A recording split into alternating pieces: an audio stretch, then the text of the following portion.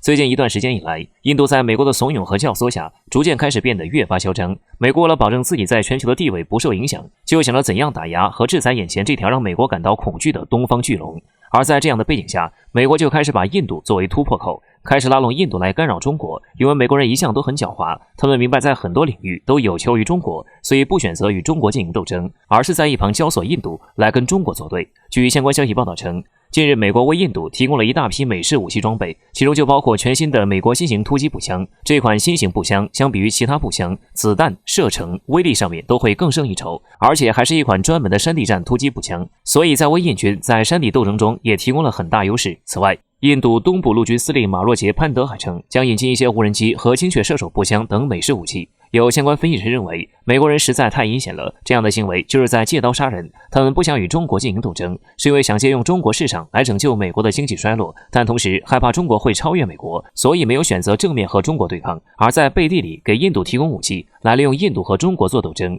而印度也确实很愚昧，拿着美国给的有毒的糖果在那里沾沾自喜，以为这样就可以跟中国对抗了，殊不知他们的实力还远远落后于我们。值得注意的是，有了美国提供的武器后，印度精锐实习军的士兵却冲向了山头，狂喊必胜的口号。实际上，这样的行为是很愚蠢的做法，因为在没有任何防护的情况下，这样的动作很可能会让印军毙命。此外，如今印军实习军这样的想法也有可能是喊给我军听的，因为此前印度军队在中印边境就被我军打得东逃西窜，所以一直怀恨在心。现在有了美式武器，说不定就可能有了反扑我军的想法，我们也应该适当的提高警惕。对此，有我国军事观察人士评论认为，会叫的狗不会咬人，而咬人的狗不会狂喊。印度军队表面上看上去耀武扬威的在喊口号，但实际上，就算他们有了美国提供的装备，也不会有什么大的能耐，因为在我军的高性能装备面前，印军根本不值一提。所以说，他们虽然高喊必胜，但其实只不过是一个空壳子罢了。总之，印度应该认清自己几斤几两，现在的中国是不好惹的，惹翻了是不好收场的。如果非要执迷不悟，想要跟随美国来和中国作对，那仅凭印度的这点实力想挑战中国，那只有死路一条。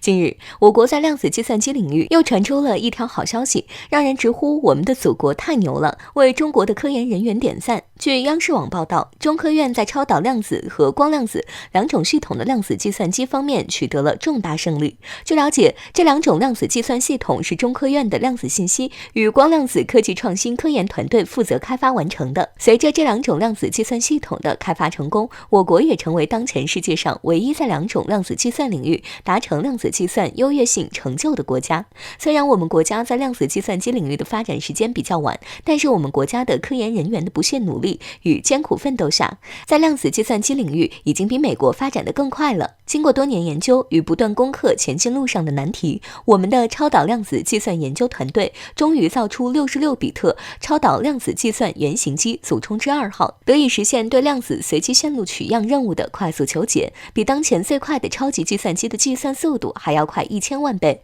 比美国同类型的超导量子计算原型机玄铃木还要快上100万倍。与此同时，光量子计算研究团队也取得了重大成绩，该团队构建了由113个光子144模式的量子计算原型机9章2号。由于新一代的9章从前一代的76个光子增加到了113个，计算速度也随之增加，比超级计算机快1亿倍。可以说，我们国家正在一步一个脚印地向科技尖端领域发起挑战，然后战胜一个又一个挑战。我国能取得这样的进步，可以说是我们国家一点点奋斗拼搏出来的。可是这个时候，偏偏有人不乐意看到我国在尖端科技领域取得的进步，然后他们就又开始了常见套路，往我国身上泼脏水，给自己脸上贴金。此前，有一家名为 Strader 的美国情报机构就诬陷中国现在能够在量子计算机领域收获这样一个又一个的重大成就，就是偷去他们美国的技术，不然中国怎么可能在仅仅几年的时间里就超过了美国？这是不符合实际的。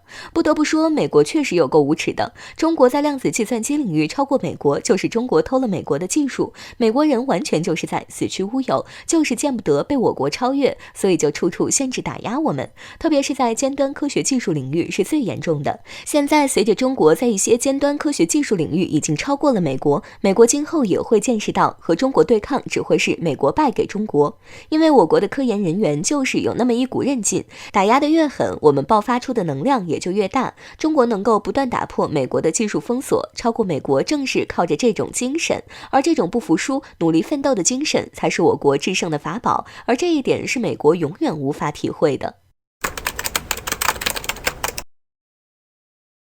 近日又有消息传出，美军舰接连2天现身南海岛礁附近。据南海战略态势感知计划平台消息称，美军一艘阿利伯克级驱逐舰现身永暑岛礁34海里处。到这里还没有结束，第2天又一艘美国海军希金斯号驱逐舰被卫星捕捉。那么，美军舰如此频繁地闯入南海的意图究竟是什么呢？从报道中来看，美军舰似乎只是执行了自由航行这一个动作。如果说只是为了震慑中国海军，那似乎大可不必。近些年来，中国海军的飞速发展，世界有目共睹，就连一向自视强大的美国海军都不得不承认这一事实。美国防务新闻网站就警告称，中国海军的迅速发展让美军在进行区域行动时面临巨大的威胁和挑战。尽管这一描述大有渲染中国威胁论的意味在，但是让人感觉更直观的是，美军对中国海军日渐强大的畏惧担忧。美军自然也清楚，单靠1-2艘军舰是吓唬不到中国的。那么美军舰频繁出现在此处的真实意图是什么呢？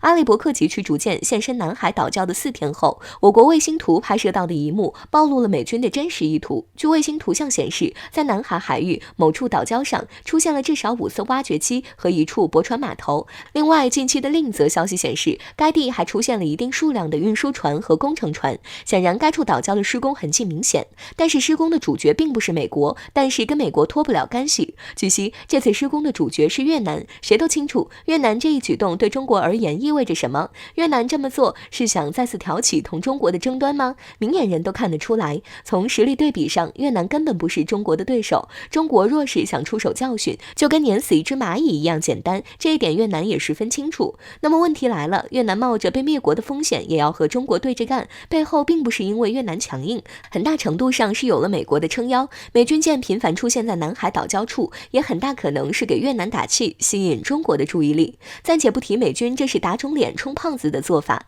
细看越南的这一施工现状，就能明白老天都在眷顾中国。他们使用的都是最传统的建设方式，比如用肩挑手扛的方式运送泥土石块，这样的工程在恶劣的南海环境下不堪一击。新建岛礁被巨浪卷走，运输船被掀翻是常有的事。看到这里，还是劝美越不要白费力气了。距离神舟13号载人飞船发射已经过去了将近半个月之久，这也开启了中国迄今为止最长的载人飞行。中国3名航天员将首次在轨驻留工作6个月，期间将执行相关的太空任务，包括为扩建空间站做准备、评估天河核心舱的生活条件等。这次航天行动也再次将中国空间站展露在世界的面前。即便是发射任务已经过去了半个月之久，但是这一事件在国外引起的余威仍然不减。日前外网又发出了一个热议话题：国际空间站和中国天宫站谁更好？有人说，从外观上看，这2个空间站十分相似，最大的区别就是天宫看上去要小得多。根据一项数据资料显示，天宫站的质量总和为180吨，而国际空间站的质量总和则达到了480吨。那么这一重量差距是否就意味着天宫站不如国际空间站呢？并不是，这恰恰是天宫站的优势。我们知道国际空间站体积庞大，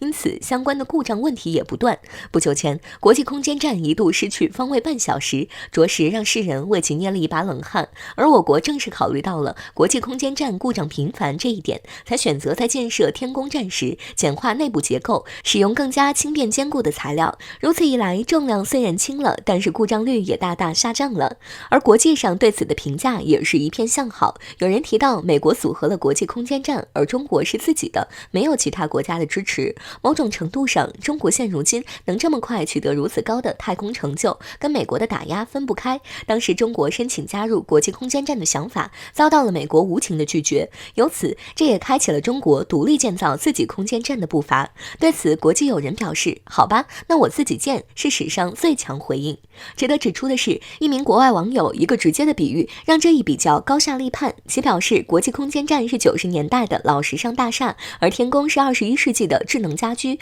随后又有网友补充道，中国空间站是新的私人别墅，配备了最新的技术，而国际空间站的宇航员都被限制在一个狭小的空间里睡觉。可以说，中国用自己的实际行动改变了外界的偏见，不同于以往中国取得重大成就时的质疑污蔑，现如今外界给予中国更多的是掌声祝贺，因为中国逐渐用自己的实力征服了那些固有的偏见，就连美国人也不得不承认，中国走在了太空探索的前沿。